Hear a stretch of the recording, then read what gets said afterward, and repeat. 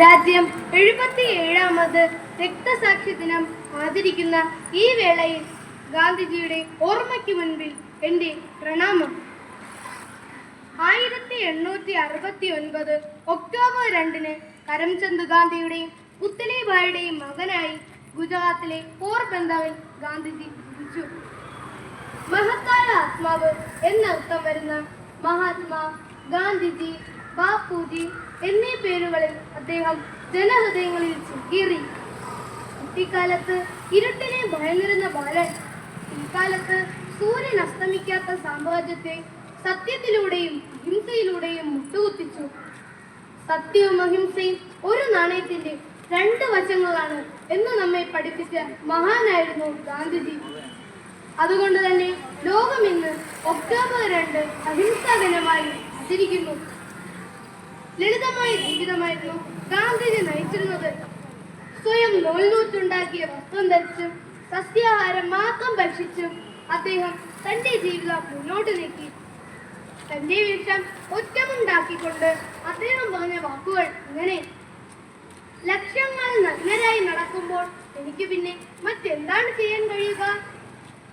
എന്റെ ജീവിതമാണ് എന്റെ സന്ദേശം എന്ന് നമ്മോട് പറയാൻ ധൈര്യം കാട്ടിയ മഹാനായിരുന്നു ഗാന്ധിജി. ദക്ഷിണാഫ്രിക്കയിൽ ജോലി നോക്കുന്ന സമയത്താണ് ഗാന്ധിജിയുടെ മനസ്സിൽ സത്യാഗ്രഹം എന്ന ആശയം ഉദിക്കുന്നത്. അദ്ദേഹം സത്യാഗ്രഹം ആരംഭിച്ചു. അതുകൊണ്ട് തന്നെയാണ് ദക്ഷിണാഫ്രിക്കയെ ഗാന്ധിജിയുടെ രാഷ്ട്രീയ പരീക്ഷണശാല എന്ന് വിശേഷിപ്പിക്കുന്നത്. ഭാരത ജനതയെ അറിയാൻ ഭാരത പര്യടനമാണ് ആദ്യം ആവശ്യം എന്ന് ഗാന്ധിജി ഉപദേശിച്ച അദ്ദേഹത്തിന്റെ രാഷ്ട്രീയ ഗുരുവായ ഗോപാലകൃഷ്ണ ഗോഖലെയുടെ വാക്കുകളെ ഗാന്ധിജി പ്രാവർത്തികമാക്കി.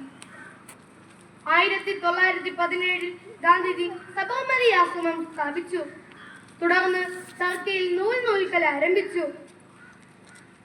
റൗലറ്റ് ആക്ടിനെ കരിനിയമം എന്ന് വിശേഷിപ്പിച്ചുകൊണ്ട് അതിനെതിരെ പോരാടി. ഇന്ത്യൻ സ്വാതന്ത്ര്യ സമരങ്ങൾക്ക് ചുക്കാൻ പിടിച്ചു. ബ്രിട്ടീഷുകാരുടെ തോക്കിന് മുൻപിൽ പതറാതെ അഹിംസ കൈവെടിയാതെ മുന്നോട്ട് നീങ്ങി. സ്ത്രീ ശാക്തീകരണത്തിനും ദാരിദ്ര്യ നിർമ്മാർജ്ജനത്തിനും തൊട്ടുകൂടായ്മയ്ക്കെതിരെയും സ്വദേശിനും വേണ്ടിയുള്ള വിവിധ പ്രവർത്തനങ്ങൾക്ക് ഗാന്ധിജി നേതൃത്വം നൽകിയിട്ടുണ്ട്.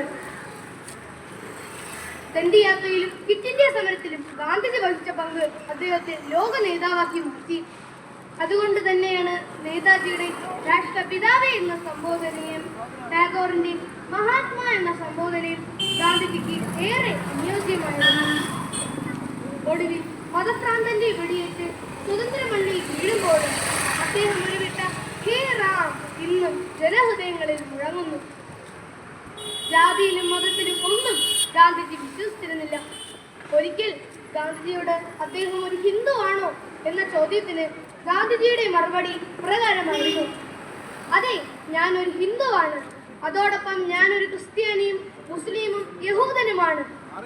പക്ഷേ നിർഭാഗ്യമെന്ന് പറയട്ടെ, ഇന്ന് നമ്മുടെ നാട്ടിൽ എന്താണ് നടക്കുന്നത്? ലഹരിക്കടിമപ്പെട്ട മനുഷ്യന് ഞെരിഞ്ഞമരുന്ന ഹിന്ദുബാല്യങ്ങൾ. ദൈവത്തിന്റെ സ്വന്തം നാടാണ് കേരളം എന്ന പേരിന് എന്ത് പ്രസക്തി? മാലിന്യ വിപത്തിന്റെ സാക്ഷിയായ ജോയിയും ശിരൂരിലെ മണ്ണിടിച്ചിലിൽ ജീവൻ നഷ്ടപ്പെട്ട അർജുനും മലയാളികളുടെ മനസ്സിനെ നൊമ്പരപ്പെടുത്തിയിരിക്കവേ ഒരൊറ്റ രാത്രി കൊണ്ട് കേരളം വീണ്ടും ഒരു പ്രകൃതി ദുരന്തത്തിന് മുൻപിൽ അകച്ചു നിൽക്കുന്നു. അതിനു വേദിയായത് വയനാടിലെ ചൂരൽമലയും മുണ്ടക്കയും. ചാലിയാറിലൂടെ ഒഴുകിയെത്തിയത് അറ്റുപോയ ശരീരങ്ങൾ.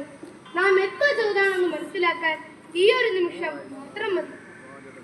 ഇന്ത്യയുടെ ആത്മാവ് ഗ്രാമങ്ങളിലാണ് എന്ന് വിശ്വസിച്ചിരുന്ന ഗാന്ധിജി നമ്മൾ കുട്ടികളെ കുറിച്ച് പറഞ്ഞ വാക്കുകൾ ഇങ്ങനെ: ലോകത്ത് നിങ്ങൾ സമാധാനം ആഗ്രഹിക്കുന്നുവെങ്കിൽ അത് കുട്ടികളിൽ നിന്ന് തുടങ്ങുക എന്നാണ്.